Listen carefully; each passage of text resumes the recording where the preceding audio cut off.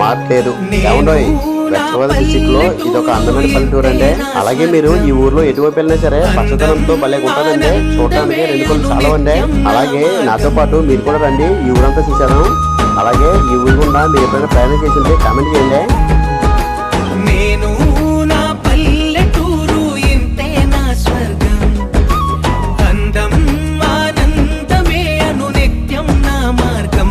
పిలిచే రంగుల ముంగిళ్ళు, ఇరుకే తెలియని లోగిళ్ళు, వాగే వరసల వంతనగా మనసులు కలిపే సందళ్ళు.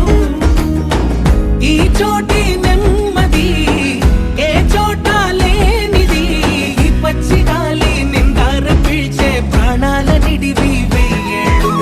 ఈ గూటి గువ్వ ఏటి కలువ, ఈ మట్టి మనుషులే నా వాళ్ళు, నా పల్లె